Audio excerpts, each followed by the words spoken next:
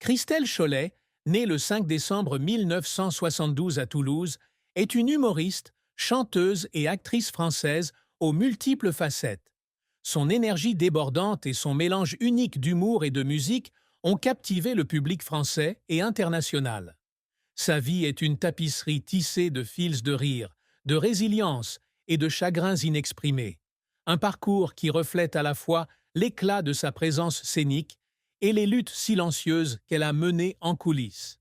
De ses débuts comme chanteuse dans de petits bistrots à la création et à la revitalisation d'un théâtre parisien historique, l'histoire de Christelle est celle d'une détermination sans faille, mais aussi marquée par des moments de profonde tristesse qui ont fait d'elle l'artiste et la personne qu'elle est aujourd'hui.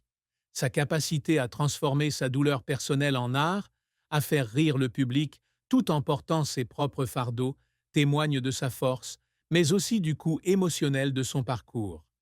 La plus grande tristesse de Christelle Chollet n'est pas un événement isolé, mais un sentiment récurrent de déconnexion avec ses racines et la crainte que sa poursuite incessante de ses rêves ne l'éloigne de ceux qu'elle aime le plus. Ayant grandi à Toulouse, dans une famille ouvrière, avec un père chauffagiste et une mère aide-soignante en maison de retraite, Christelle était une rêveuse dans un monde qui privilégiait le pragmatisme à la passion. Ses parents n'ont d'abord pas soutenu son désir de poursuivre une carrière dans les arts du spectacle, la considérant comme une voie instable et risquée. Ce manque d'encouragement familial a créé un profond sentiment d'isolement pendant ses années de formation, le sentiment qu'elle se battait seule pour ses rêves. Elle se sentait souvent comme une étrangère au sein de sa propre famille, un sentiment qui a persisté même après sa réussite. Cette tristesse s'est aggravée lorsqu'elle a déménagé à Paris au début de la vingtaine, laissant derrière elle sa famille et les rues familières de Toulouse. L'éloignement physique reflétait un éloignement émotionnel, et elle a lutté contre la culpabilité de poursuivre ses ambitions au détriment de la proximité familiale. Elle a un jour avoué, dans un rare moment de vulnérabilité, s'être endormie en larmes de nombreuses nuits à Paris, se demandant si ses parents comprendraient un jour vraiment ses choix. Ce sentiment de déconnexion s'est transformé en une douleur sourde, une ombre qui la suivait même dans ses moments de triomphe, aspirant à une approbation et une compréhension qui semblaient inaccessibles. Ce chagrin s'est aggravé avec la naissance de sa fille, Tina, en 2009. Si la maternité lui a apporté une joie immense, elle a aussi ajouté un nouveau sentiment de culpabilité. La carrière exigeante de Christelle, avec ses concerts nocturnes et ses tournées épuisantes, l'obligeait souvent à laisser Tina chez des nounous ou chez son mari, Rémi Caxia, pendant de longues périodes. Elle craignait que son absence ne lui fasse ressentir le même sentiment de déconnexion que Christelle avait éprouvé avec ses propres parents. Il lui arrivait de rentrer de tournée, épuisée, mais impatiente de revoir sa fille, pour constater que Tina était hésitante ou timide, comme si le temps passé loin d'elle avait créé un léger mais perceptible fossé entre elles. Ces moments brisèrent le cœur de Christelle, qui se réfugia dans sa chambre, le visage en larmes, luttant contre la peur que sa carrière, ce qui la définissait, ne lui coûte la proximité qu'elle désirait tant avec sa fille. Cette lutte incessante pour concilier sa passion pour le spectacle et son rôle de mère devint le plus grand chagrin de sa vie, une blessure qui ne se referma jamais complètement malgré ses efforts pour combler ce fossé. La carrière de Christelle Chollet est un remarquable mélange de succès et d'échecs, témoignant de sa résilience et de son talent aux multiples facettes. Elle a débuté son parcours artistique au Conservatoire de Toulouse, où elle a étudié la musique et le théâtre, finançant ses études en travaillant comme ouvreuse dans un cinéma le jour et en chantant dans des cafés le soir. Ses premières années ont été marquées par une détermination farouche, malgré le scepticisme de ses parents. Au milieu des années 1990, elle se produit au 3945, un bistrot toulousain où elle interprète des classiques français d'artistes comme Édith Piaf, sa voix résonnant de cette mélancolie profonde qui deviendra plus tard la marque de fabrique de ses prestations. Ses débuts modestes n'étaient pas prestigieux, mais ils ont aiguisé sa capacité à créer du lien avec le public, une compétence qui s'avérera précieuse plus tard dans sa carrière. Elle rejoint les Baladins en Agenais, une troupe de théâtre où elle développe son sens de l'humour et sa présence scénique, se produisant dans de petites salles du sud-ouest de la France.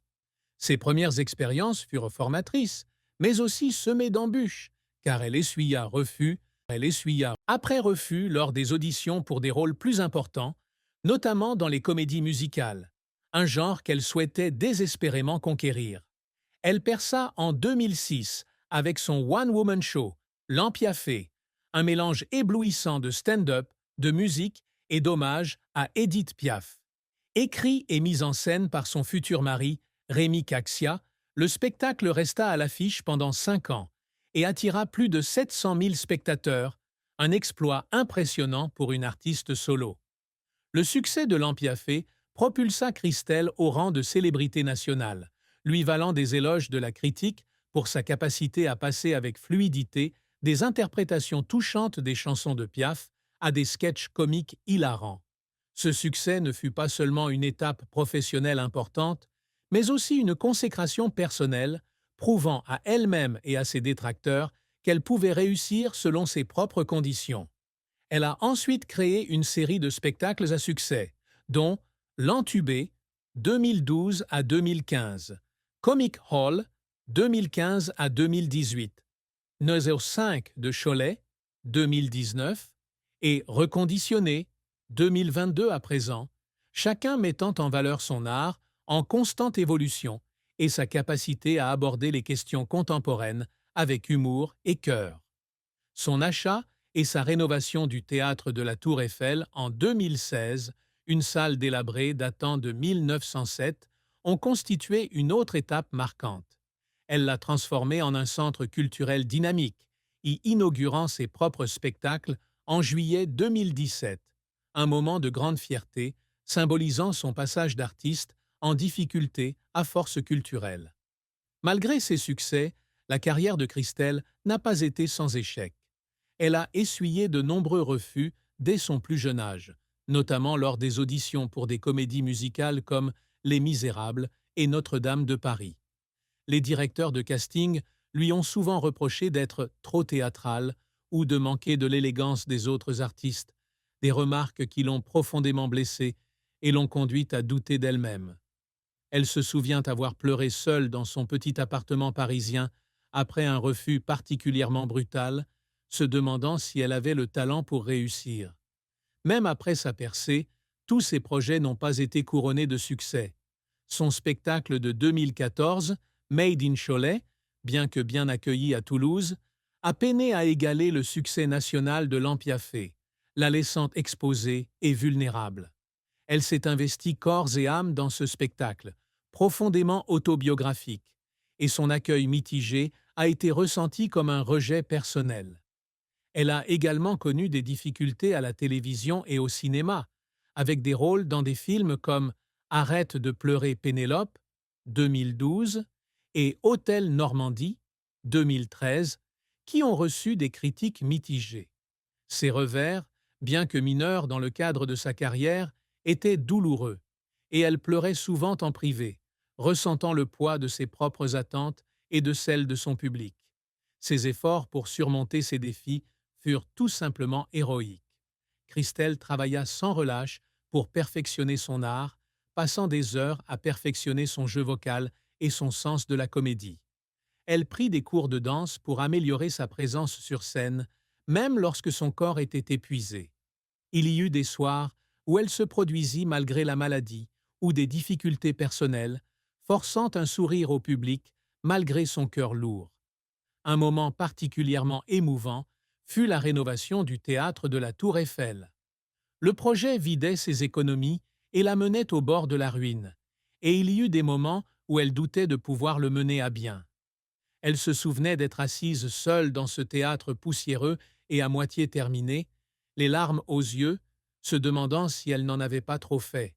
Pourtant, elle persévéra, animée par l'idée de créer un espace où les artistes pourraient s'épanouir, et son succès avec le théâtre devint l'une de ses plus grandes fiertés.